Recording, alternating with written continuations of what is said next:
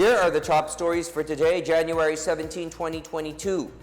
The news on the unvaccinated is further tightened as they are barred from public transport in Metro Manila starting today. Authorities check vaccination cards of passengers before boarding. No let-up in vaccination. Local government units are urged to hold house-to-house inoculation of senior citizens and those with comorbidities, especially those unable to go to vaccination sites. The Commission on Elections junks one of the petitions seeking to block the candidacy of former Senator Ferdinand Bongbong Marcos Jr. However, the poll body's first division has yet to decide on another case as some staff members contract COVID-19. And the hunt is on for 3 inmates who escaped from the new Bilibid prison earlier today. Prison officials caution the public as these convicts are said to be armed and dangerous.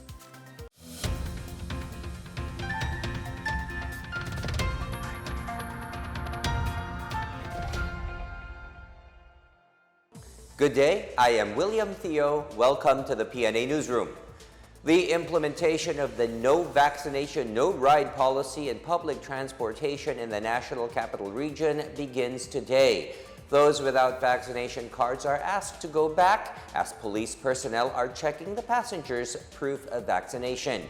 On the first day of the implementation of the said policy, the LTFRB is joined by the Interagency Council for Traffic or IACT, Highway Patrol Group, and the MMDA in ensuring that the minimum health protocols are observed. The policy's legal basis includes the department order issued by the Department of Transportation, the recent resolution by the Metropolitan Manila Development Authority, and the ordinances issued by all local government units in the NCR that limit the mobility of the unvaccinated. Among the policies being implemented is the wearing of a face mask, no talking while inside the vehicle, no eating, and ensuring physical distancing while inside the public vehicle. All public vehicles must also be well ventilated. Passengers with COVID-19 symptoms are prohibited from boarding the public vehicle. Exempted from the policy are individuals with medical conditions that prevent them from getting COVID-19 vaccination, as well as those who will procure essential goods and services as evidenced by a medical certificate or a barangay health pass. At the EDSA Carousel Busway in Quezon City, passengers present their vaccination cards to members of the PNP Highway Patrol Group before boarding a bus. In Monumento Station in Caloocan City, the Interagency Council for Traffic enforces the No Vax, No Ride policy as commuters line up to go to their workplace. IACT also deployed personnel at the Pasay Taft Avenue Station to strictly check the vaccination cards of the passengers. Meantime, local airlines such as Philippine Airlines and AirAsia Philippines also implemented the No Vaccination, No Ride policy. Only vaccinated individuals are accepted, while those who are unvaccinated need to present documents such as a medical certificate with the name and contact details of the physician, barangay clearance, negative RT-PCR test results, among others. Octa Research Group confirms decreasing cases of COVID-19 in Metro Manila as they noted a negative 1% growth rate from last week's 15%. Octa Research member Dr. Guido David reports that Metro Manila's reproduction number is at 2.67, while positivity rate also decreases at 50% from its previous 54%.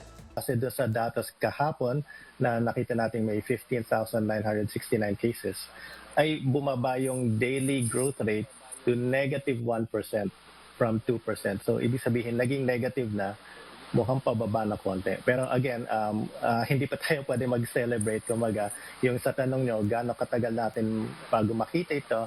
Kasi pag nangyayari pa yung peak, hindi pa natin masasabi kasi parang andun pa tayo sa tungtong. So hihintayin natin siguro within the next few days or the next week. Pag talagang mas mababa na yung bilang ng kaso next week, masasabi natin na talagang bumababa na. So kumaga hintay natin talagang bumaba pa yung bilang ng kaso.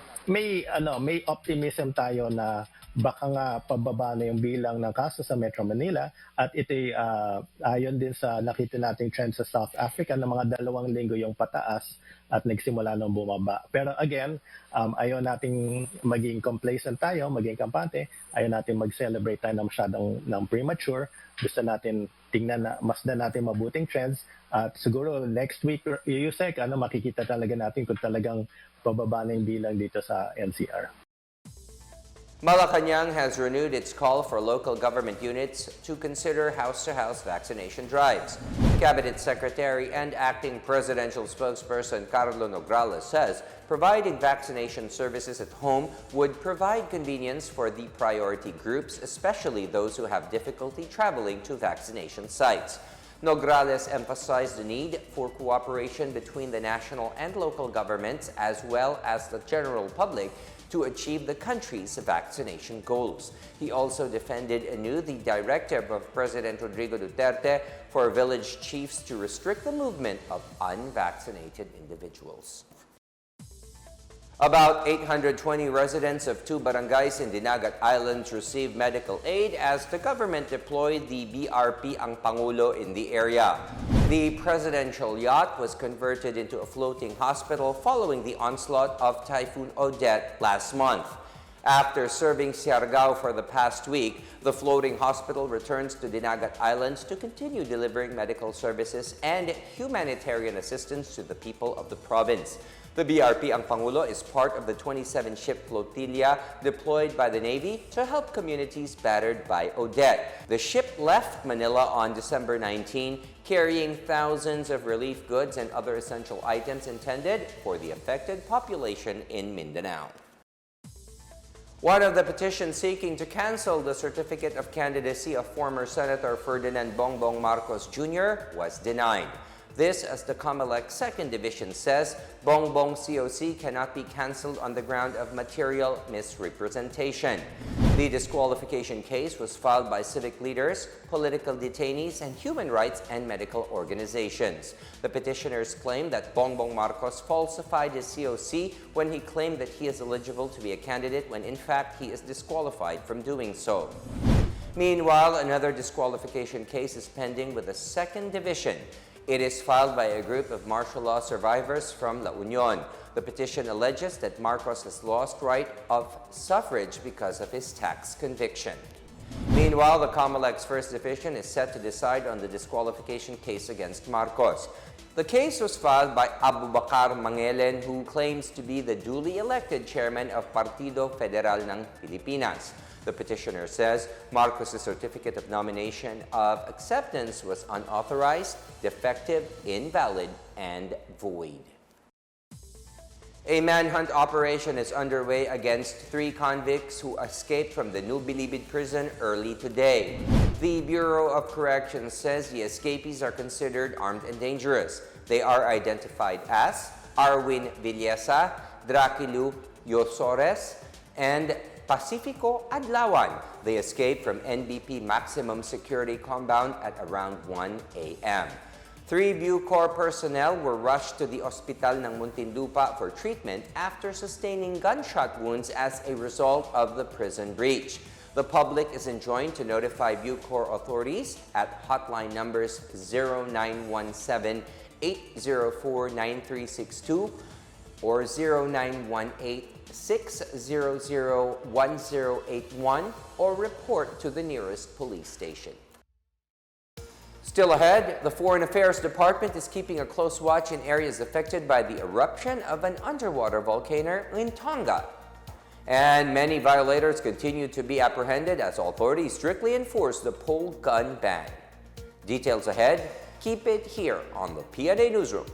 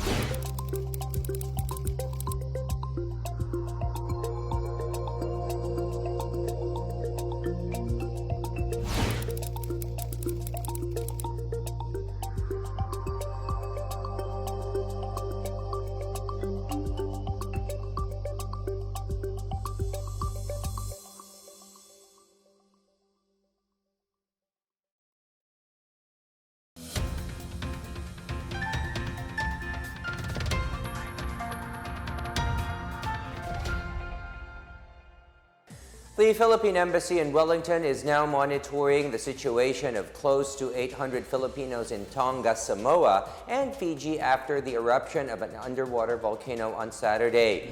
The Department of Foreign Affairs said the eruption triggered tsunamis and strong waves reached Tonga, Samoa, and Fiji, and concerned residents are moving to higher grounds. The DFA is coordinating with local authorities and community leaders to ascertain the situation on the ground and the condition of the Filipinos in Tonga, Samoa, and Fiji. Meanwhile, tsunami advisories were also issued for the coastal areas of New Zealand, Japan, and the U.S. western states. New Zealand Prime Minister Jacinda Ardern said there were no reports of deaths or injuries in Tonga as of Sunday because communication lines in the affected areas were severely damaged. In just 1 week, police checkpoints have so far arrested 144 gun ban violators. A total of 121 firearms have been confiscated as of Sunday, while a total of 512 illegal weapons have been seized, including gun replicas. Philippine National Police Chief General Leonardo Carlos reiterated the warning not to bring any weapons before the establishment of checkpoints. Also suspended are permits issued by the PNP to transport firearms, ammunition, explosives, public firearms display and exhibits, as well as employment of security personnel. The gun ban will last until June 8. And in Metro Manila, a total of 33 persons were arrested and 20 firearms and 56 other deadly weapons were seized in checkpoints since the election gun ban implementation. A total of 1,215 operations were conducted from January 9 to 14, including checkpoints and other police operations geared to implement strict gun ban policies. During the operations, 329 unvaccinated individuals were also accosted and warned for loitering around or going outside their homes. NCRPO Chief Major General Vicente Danao Jr. vowed to intensify security operations and gun ban implementation to ensure the peaceful and orderly conduct of this year's polls. Several parts of Mindanao have reiterated tightened health protocols to contain the spread of COVID-19 with the implementation of new alert levels. More on this and other news from the provinces from Chris Mundo. Provincial governors in northern Mindanao have called on their constituents to remain vigilant and take preemptive steps ahead of the new COVID-19 alert levels starting Sunday, January 16. These include the use of vaccination cards, tightened quarantine procedures, and vaccination for residents. The Interagency Task Force on January 14 placed Misamis Occidental on Alert Level 3 along with the provinces of Bukidnon and Misamis Oriental. Chartered cities like Iligan and Cagayan de Oro were placed on this level. The same resolution put the provinces of Lanao del Norte and Camiguin under Alert Level 2. In General Santos City, members of the indigenous peoples community in Barangay San Jose are having themselves vaccinated against COVID-19, nixing the perception that the vaccine is bad for their health. Dr. Jet Gajete Oco, City Health Officer and Chief of the local IATF, said it took some time for about 1,000 IPs to submit themselves to vaccination with the help of responsive barangay officials. She said with the positive support from all sectors, including the IPs in San Jose Village, they have brought the Bakuna bus to the area to reach the far-flung sitios for the IP communities to have access to the vaccines. In Zamboanga City, the local IATF imposed the negative RT-PCR or rapid antigen requirement for all inbound travelers effective January 16, regardless of vaccination status and area of origin. The city was placed under Alert Level 3 from Level 2 status effective January 16 to 31, 2022. Travelers will also be subjected to the free random rapid antigen test by the City Health Office at the airport, seaport, and land borders in Limpapa and Licomo. For the PNA Newsroom, I'm Chris Mundo. In our business news, the government is offering various programs to help micro, small, and medium enterprises transform their businesses digitally. The Department of Trade and Industry is promoting an intensive shift to digitalization as physical stores have lost clients since the COVID-19 health crisis began in March 2020. The DTI Control Plus BIS Reboot Now program offers a series of free webinars that targets MSMEs which need to transform their operations digitally. The DTI is also coordinating and partnering with service providers like Grab, Shopee, and Lazada so that they will guide and work alongside MSMEs. Apart from programs assisting the MSMEs, the government has come up with a youth entrepreneurship program to support the business ideas of the younger set and help them become productive. The Philippine Council of Agriculture, Aquatic and Natural Resources Research and Development also bared support mechanisms for startups and MSMEs.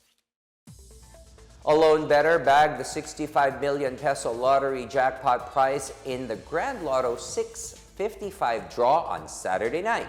The ticket of the lucky bettor who guessed the winning combination of 39, 29, 09, 21, 19, 20 was purchased in Tabaco City, Albay. The bettor can claim his check at PCSO's main office in Mandaluyong City and present the winning ticket and 2 identification cards.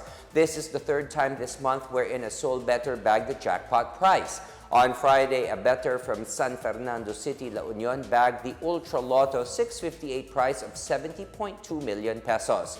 Another from Santo Domingo, Nueva Ecija guessed the winning combination in the Mega Lotto 645 for a total of 20.2 million pesos. The Philippine Charity Sweepstakes Office General Manager Rovina Garma repeatedly urges the public to keep on patronizing the agency's products to help fund their charity programs.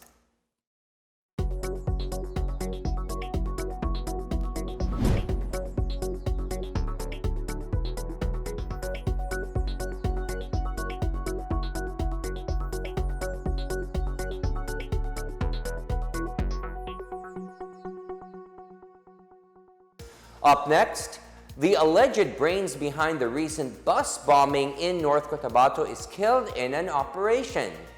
And how can Lagundi help treat COVID-19? We hear more from the Science and Technology Department. More stories when the PNA Newsroom returns.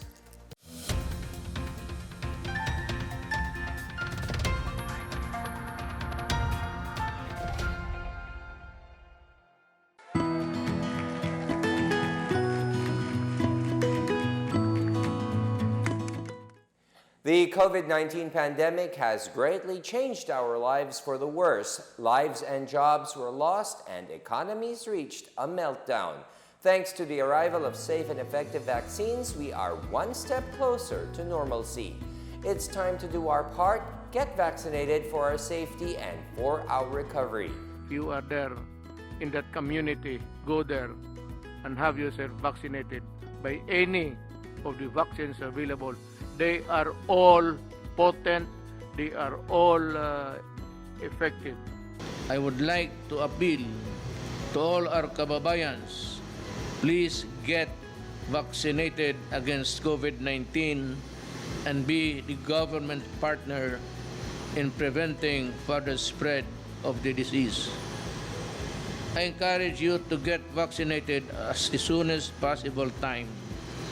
These vaccines are safe and they are the key to reopening our society. The need for international solidarity and cooperation cannot be made clearer than this pandemic because everyone is safe. No one is safe globally until everybody is safe. Vaccines work.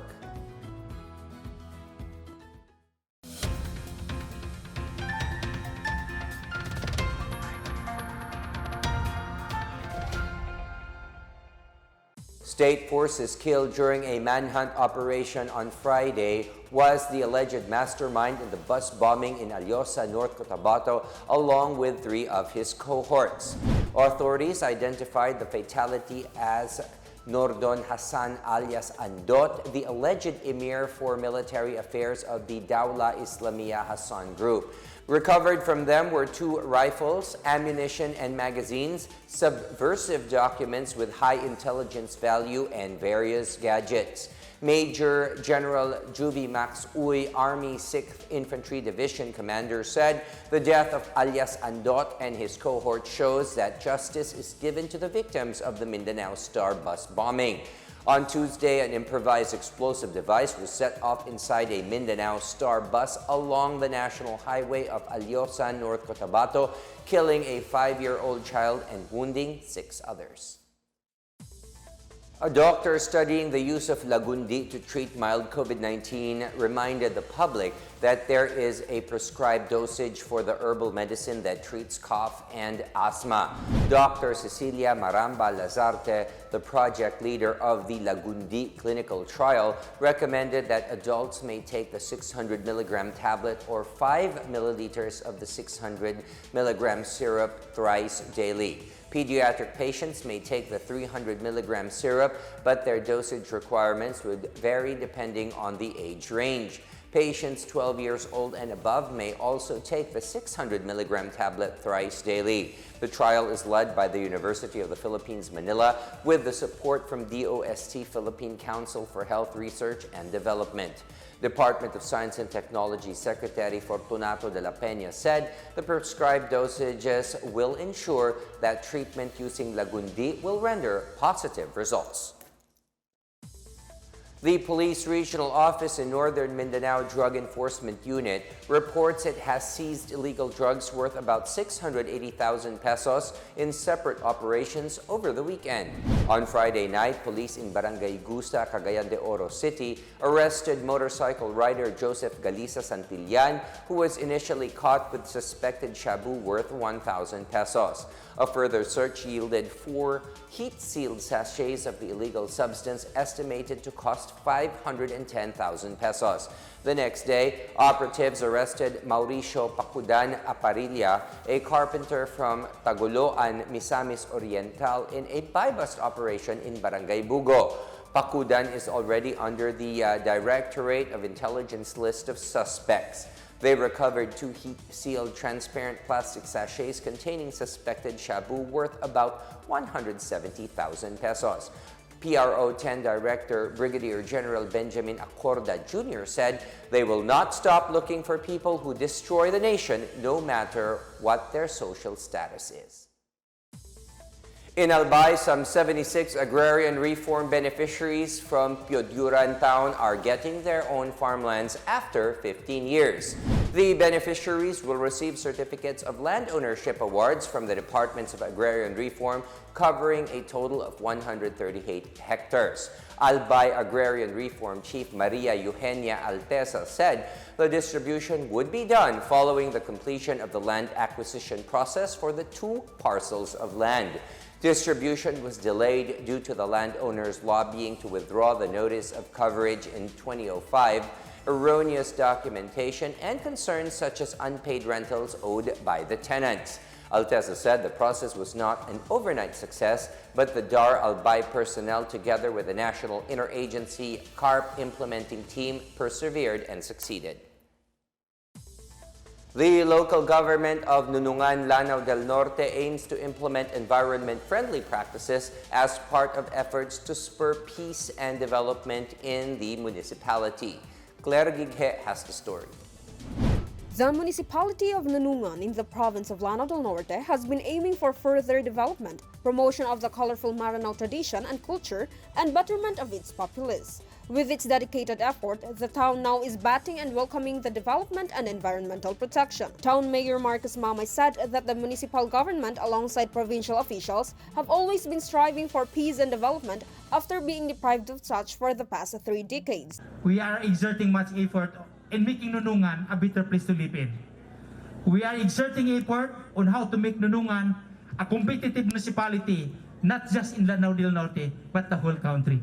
As part of the progress, infrastructures will soon rise in the town with the groundbreaking for the construction of a 3 million pesos multi-purpose building and 10 million pesos torogan through the sponsorship of Senator Juan Miguel Zubiri and the provincial government for the respective projects. There is also a concretization of roads networking the municipalities of Sapad and Nunungan and extending down to Sultanaga de Maporo and the Poblacion to Nunungan Lake Access Road. Meanwhile, to support environmental protection, the municipality, in collaboration with the Department of Environment and Natural Resources and GN Power Ltd company, planted tree seedlings to augment the count of trees in the area. Moreover, as the municipality's Mount Inaya 1 Range Natural Park is aspiring for ASEAN Heritage List, the provincial and municipal governments are at the forefront of the preservation of nature to save the environment from the risk of deterioration. Provincial Governor Imelda Quibranza de Maporo challenged law enforcers, especially the Philippine National Police, to tighten the surveillance of illegal cutting of trees and inflict appropriate actions upon those proven violators, while appealing to the public to stop the unlawful activity for the sake of the future generations. Bawal lagi ang magputol og kahoy. Undangan na ninyo. Para sa future sa inyong mga anak o anak sa inyong mga anak. No, dapat inyo na nang i-appreciate what we have, what God has given us. Zubiri, who also visited the town, committed support and advocates for ecotourism. Ato protektahan ang atong lasang. Nanuman, kay mas dako ang income sa ecotourism. I will help Governor and yourself develop this as a premier ecotourism spot of Northern Mindanao. For PNA Newsroom, Claire Yigha of the Philippine Information Agency, Ligan City and Lanao del Norte.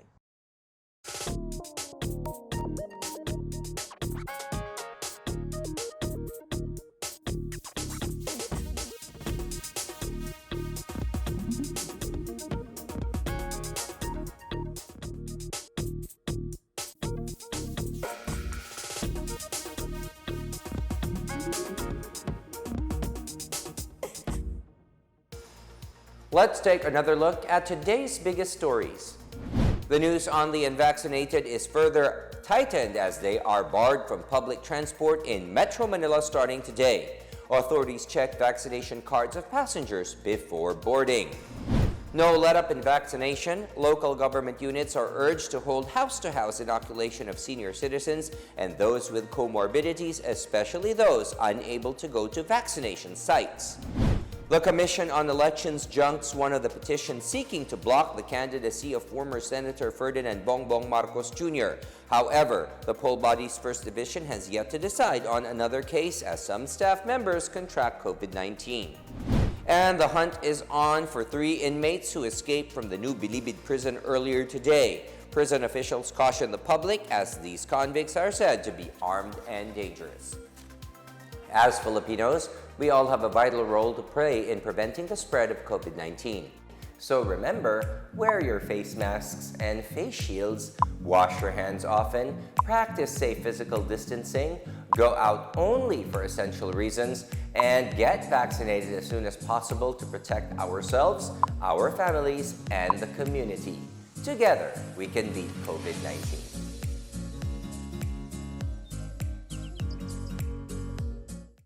Thank you for watching another episode of the PNA Newsroom. For more news content, check our webpage or log on to the Philippine News Agency's Facebook and Twitter accounts. For more stories about the government and how it serves Filipinos, look for these hashtags in all of our social media platforms and websites.